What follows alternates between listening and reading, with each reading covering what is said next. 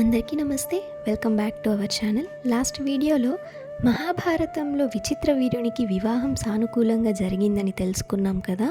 తరువాతి కథ అంబ అవధులేని సంతోషంతో సాల్వుడి వద్దకు చేరి జరిగిన కథంతా పూసగుచ్చినట్లు అతడికి చెప్పింది. అలాగే నేను మొదటి నుంచి నిన్నే పతిగా వరించాను. భీష్ముడు నన్ను నీ వద్దకు పంపాడు. శాస్త్రోక్తంగా నీవు నన్ను వివాహమాడాలి అని అన్నది. భీష్ముడు అందరి మధ్య నన్ను ఓడించి నిన్ను తీసుకొని పోయాడు. అలా నాకు అవమానం జరిగింది కనుక నేను ఇప్పుడు నిన్ను భార్యగా స్వీకరించబోను.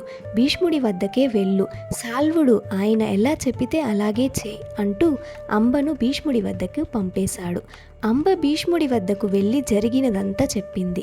భీష్ముడు విచిత్ర వీరుడి వద్దకు వెళ్ళి అంబను పెళ్లాడవలసిందిగా కోరాడు. ఎప్పుడో తన హృదయాన్ని ఇతరులకు ఇచ్చిన యువతిని తానెంత మాత్రము వివాహమాడబోనని విచిత్ర వీరుడు చెప్పాడు. చివరికి అంబ భీష్ముడినే తనను వివాహమాడాల్సిందిగా కోరింది. ఈ పరిస్థితిలో ఆమెకు మరో మార్గం కనిపించలేదు. అంబ పట్ల భీష్ముడికి ఎంతో సానుభూతి, దయ కలిగాయి. అయినా తన బ్రహ్మచారి ప్రతిజ్ఞకు భంగం కలిగించలేకపోయాడు.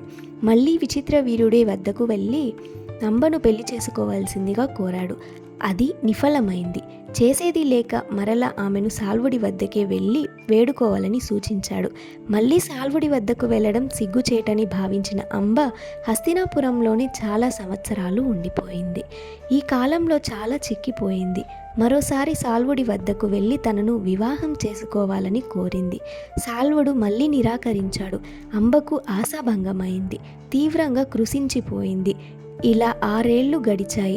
ఎంతో అందం, మాధుర్యం, సామన్యసం ఉన్న అంబ తన జీవితాన్ని నాశనం చేసిన భీష్ముడిపై తీవ్ర ద్వేషాన్ని పెంచుకుంది. దేశంలోని ప్రతి ఒక్క రాజును కలిసి తనకు జరిగిన అన్యాయం తెలిపి యుద్ధంలో భీష్ముడిని ఓడించి తనకు జరిగిన పరాభవానికి ప్రతీకారం తీర్చాలని కోరింది. మహావీరులు సైతం భీష్ముడి పేరు వినగానే భయపడ్డారు. అంబకు ఎవ్వరూ సాయపడలేదు. చివరికి ఆమె ఘోరమైన తపస్సు మొదలుపెట్టింది. శ్రీ సుబ్రహ్మణ్యేశ్వర స్వామిని వేడుకుంది. స్వామి ప్రత్యక్షమై ఎప్పటికీ వాడిని పద్మపూల మాల ఇచ్చి ఈ దండ ఎవరు ధరిస్తారో వారు భీష్ముడికి శత్రువు అవుతాడు అని అంతార్థనం అవుతాడు. అంబ ఆ పూల దండను తీసుకొని మరలా ప్రతి రాజకుమారుడి వద్దకు వెళ్ళి ఆ మాల సుబ్రహ్మణ్య స్వామి ప్రసాదించిందని దానినెవరైనా ధరించి యుద్ధంలో భీష్ముడిని చంపి తన వేదనను పోగొట్టాలని కోరింది. కానీ గతంలో వలనే ఏ రాజు భీష్ముడితో తగవు ఇష్టపడలేదు. ఆమెను పంపేశారు. చివరికి ఆమె ద్రుపదరాజు వద్దకు వెళ్ళింది. అతడు భీష్ముడితో విరోధానికి ఒప్పుకోలేదు.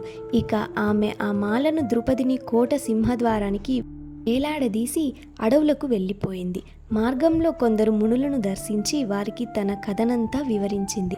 అంబ చరిత్ర విని పరశురాముడు దయతలచి, బిడ్డ నీకేమి కావాలి? నీకిష్టమైతే నిన్ను వివాహమాడవలసిందిగా సాల్వుడితో చెప్పుతాను అన్నాడు. అంబ, స్వామి, నాకు కోరిక లేదు. నాకు వివాహం, సంసారం, సౌఖ్యాలపై రోత పుట్టింది. నా జీవితంలో నాకు ఒకటే కోరిక మిగిలి ఉంది. భీష్ముడికి ప్రతిక్రియ చేయడమే నేను కోరుకున్నది అన్నది. పరశురాముడు ఆమె దీనావస్థను చూసి భీష్ముని చంపడమే ఆమె లక్ష్యంగా ఉందని క్షత్రియులతో తనకున్న వైర్యాన్ని దృష్టిలో పెట్టుకొని భీష్ముడితో యుద్ధానికి దిగాడు.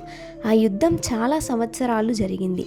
గెలుపు ఓటమి లేక యుద్ధం కొనసాగుతూనే ఉంది.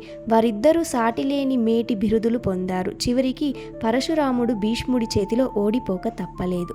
పరశురాముడు అంబతో, నేను చేయగలిగినంత చేశాను. నేను ఓడిపోయాను కనుక నీవు భీష్ముడినే శరణు కోరు. అదే నీకు నేను చేయగలిగిన సాయం అన్నాడు. అంబకు విచారము, ఆగ్రహము కలిగాయి. కేవలం భీష్ముడిపై పగ సాధించాలనుకున్న ఆమె కోరిక ఆమెను జీవింపచేస్తోంది. ఆమె హిమాలయ ప్రాంతానికి వెళ్ళి పరమశివుని గురించి ఘోర తపస్సు చేసింది.